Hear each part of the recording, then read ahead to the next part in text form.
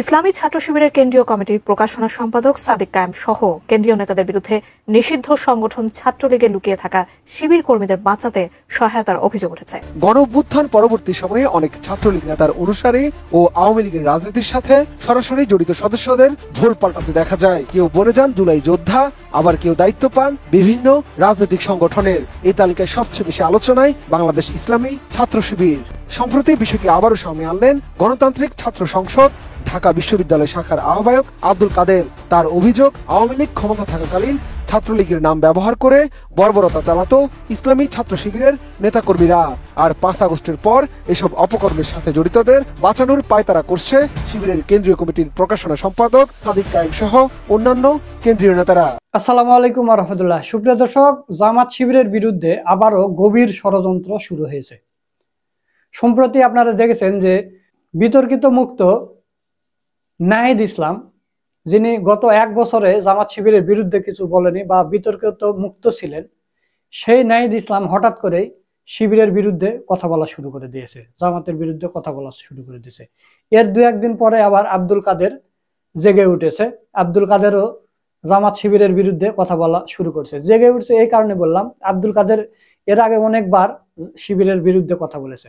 কারণ এই জুলাইয়ের ক্রেডিট সে নিজে নিতে চায়, অথচ সে সাথেই ছিল না, কোনো দফা রফাতেই ছিল না, কিন্তু সে ক্রেডিট নিতে চায়, তাই সে নাকি বড় সমন্বয়ক হয়ে গেছে। অথচ শিবিরের কাছে সবকিছু তথ্য প্রমাণ আছে। শিবিরকে অত কাঁচা মনে করেন না। শিবিররা যেগুলো কাজ করেছে সবগুলো ডকুমেন্ট রেখে দিয়েছে, কখন কি করেছে, কোন দফা কোথায় লেখা হয়েছে, কিভাবে কি করা হয়েছে, সবকিছু ডকুমেন্ট শিবিরের কাছে আছে। যে কোনো সময় চাইলে শিবির দিতে পারবে। শিবিরকে আপনারা কি মনে করেন?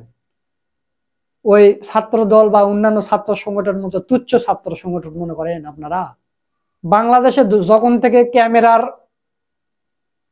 প্রচলন শুরু হয়েছে, ক্যামেরা, ভিডিও ক্যামেরা, তখন থেকে শিবিরের আর্কাইভে এখনো শিবিরের ভিডিও আছে। সেই কোন আমলের, আপনি 90 সালের ভিডিও শিবিরের এখনো পাবেন, তাদের আর্কাইভে রাখা আছে। এবং শিবিরের একটা শিল্প গোষ্ঠী আছে, সাইমুম শিল্প গোষ্ঠী, যেটা সরোয়ার্দী উদ্যানে যে প্রোগ্রামটা করলো 4 দিন ব্যাপী, আপনারা দেখলেন। তো তাহলে এখন যদি আমি ছাত্র দলেরই একটা ধরি, ছাত্র দল তো একটা ছাত্র সংগঠন, বড় ছাত্র সংগঠন তারা বলে, তো ছাত্র দলের আপনারা একটা শিল্প গোষ্ঠী বের করে দেখান। শিবিরের অসংখ্য কোচিং সেন্টার আছে বাংলাদেশের মধ্যে, সবচাইতে রেটিনা ফোকাস যেগুলো বড় কোচিং সেন্টার সব শিবিরের বিভিন্ন পত্রিকা আছে, মাসিক পত্রিকা আছে, এবং ছোট ছোট শিশুদের জন্য কিশোর কণ্ঠ আছে, বিভিন্ন ধরনের আছে। শিবিরের প্রেস আছে, শিবিরের ছাপাখানা থেকে শুরু করে শিবিরের প্রকাশনী আছে, বিভিন্ন সেক্টর আছে শিবিরের। অন্যান্য ছাত্র সংগঠন তাদের কি আছে? চাঁদাবাজি ছাড়া অন্য কিছু নেই। তো শিবিরদের অত কাঁচা মনে করে না, শিবিররা সবকিছু আর্কাইভে রেখে দেয়। তো যাই হোক, জামাত শিবিরের বিরুদ্ধে এই সরকারের একটা পক্ষ লেগেছে, এইদিকে সমন্বয়করা কয়েকজন লেগেছে, এবং মিডিয়া তো আছেই। মিডিয়ারা, হাসিনার মিডিয়া, এগুলো তো একবারে ধোয়া তুলসী পাতা হয়ে যায়নি।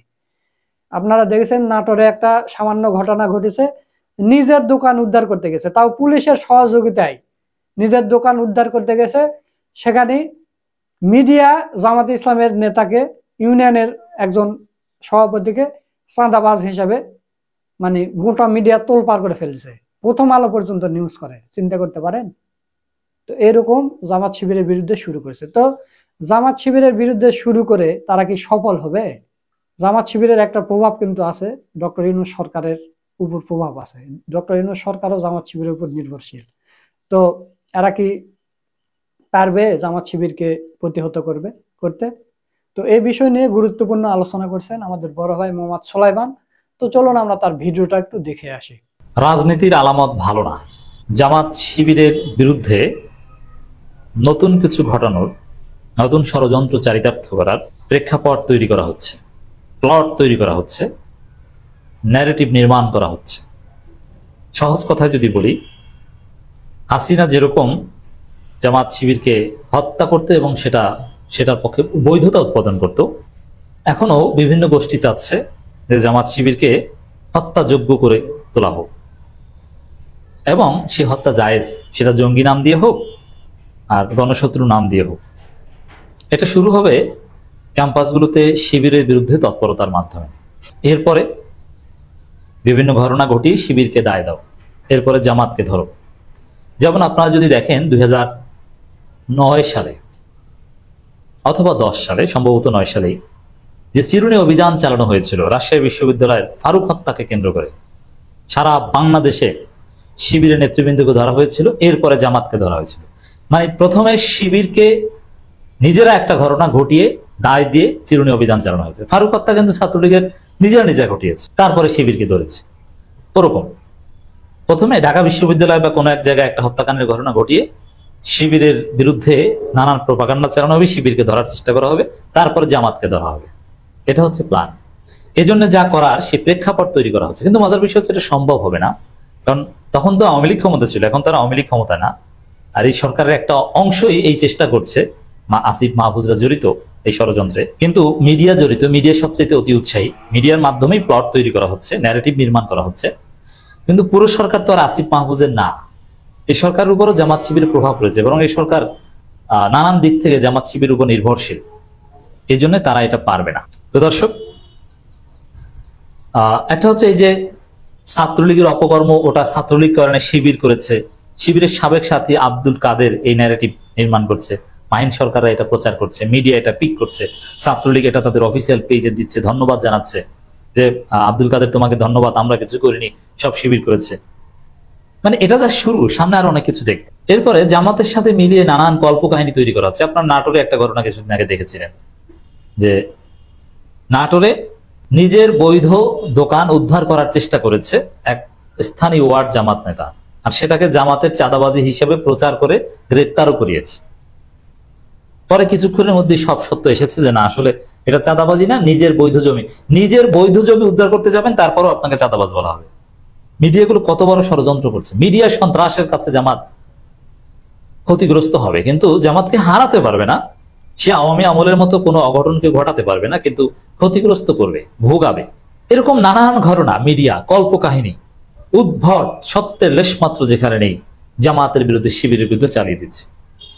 রাজশাহী বিশ্ববিদ্যালয় আর একটা চালিয়েছে কি, জামাত নেতা সাবেক এমপি শিক্ষক নিয়োগে তাকে নাকি রেকমেন্ড করেছে, টাকা খেয়েছে জামাত নেতা।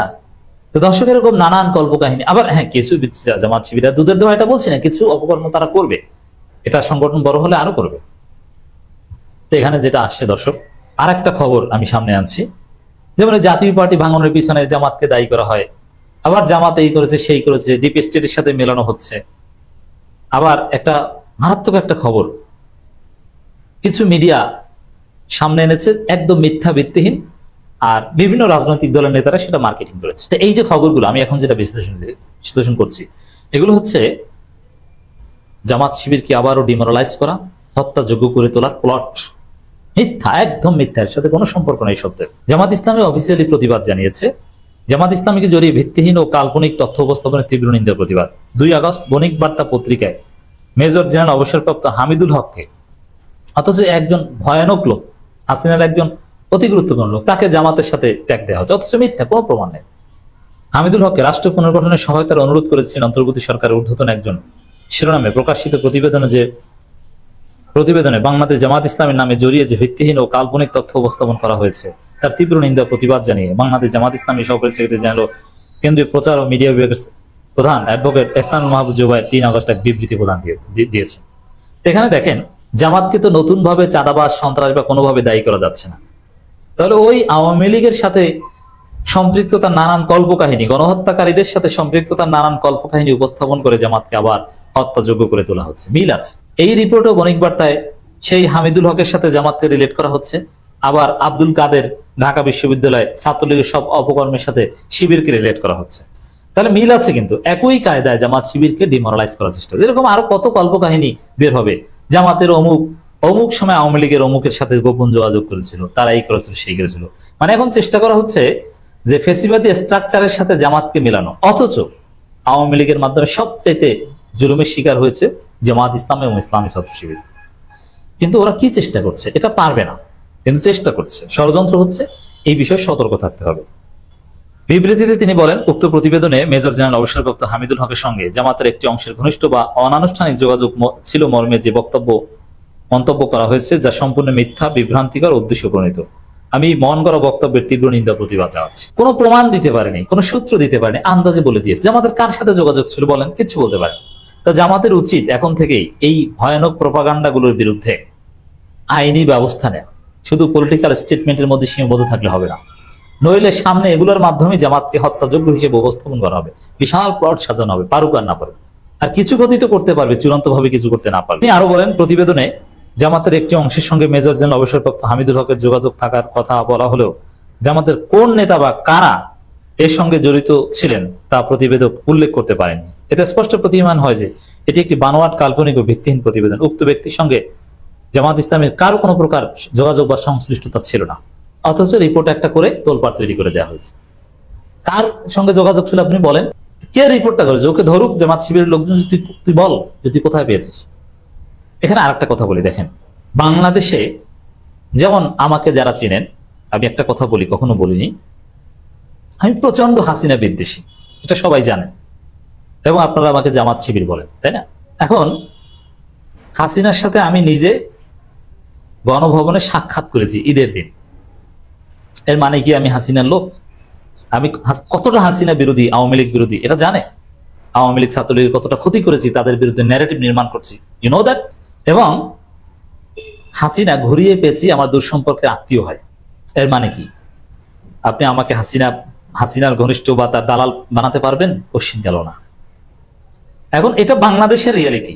বাংলাদেশ একটা ছোট্ট দেশ, এক দল আরেক দলের সাথে ঘুরিয়ে পেঁচিয়ে অমুক তমুক আমার মামার শ্বশুরের আত্মীয় হাসিনা, এরকম নানান ভাবে আপনি বানাতে পারেন। তো এরকম হামিদুল হকের 14 গোষ্ঠীর মধ্যে বা হাসিনার গোষ্ঠীর মধ্যে জামাত শিবির নাই?